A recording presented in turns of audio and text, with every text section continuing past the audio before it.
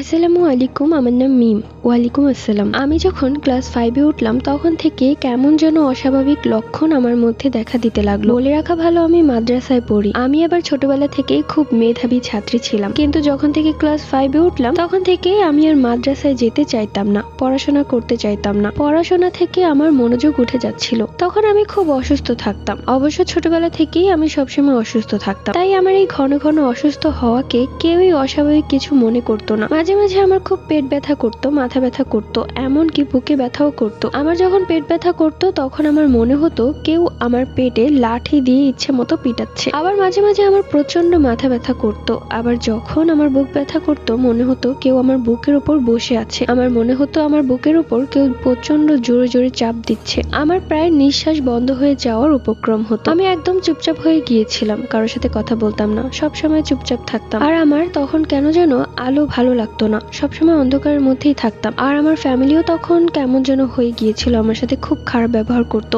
বলার বাহিরে এমন ব্যবহার করতো একটা মানুষের সাথে, যা একটা পশুর সাথেও কেউ এত খারাপ ব্যবহার করতে পারে না। কিন্তু আগে আমি ছিলাম আমার মা বাবার আদরের সবার ছোট মেয়ে। তখন আমার মনে হয় আমার জীবনটা জাহান্নাম হয়ে গিয়েছিল। যাই হোক, এভাবেই চলে গেল একটি বছর, তার পরের বছর মানে আমি যখন 6-এ উঠলাম তখন থেকেই শুরু হলো আমার জীবনের এক কালো অধ্যায়। আমি তখন প্রায় প্রতিনিয়তই খুব জঘন্য জঘন্য স্বপ্ন দেখতাম। আর আমার কেন যেন খুব বেশি ঘুম পেত। একটু সময় পেলেই ঘুমিয়ে যেতাম। ঘুম লাগতে লাগতে দেরি হতো, কিন্তু আমার স্বপ্ন দেখতে দেরি হতো না। তখন আমি প্রায় সময় একটা কালো ছায়া স্বপ্নে দেখতাম। এমনকি আমি বাস্তবেও মাঝে মাঝে ওই ছায়াটাকে দেখতাম। আর আমি কেন যেন এক ঘরে থাকতে পারতাম না। আমার মনে হতো আমার চারপাশে কেউ আছে, খুব লম্বা। তো এইভাবেই কিছুদিন কেটে গেল। সামনে আসলো আমার মাসিক পরীক্ষা, কিন্তু আমি এই পরীক্ষাটা কেন যেন দিতে চাচ্ছিলাম না। আমি আমার মাকে অনেক করে বুঝিয়ে বললাম যে আমি এই পরীক্ষাটা দিব না। তো অনেক কানাকাটির পর মা রাজি হলো। এরপর সেই পরীক্ষাটা আমি আর দিইনি।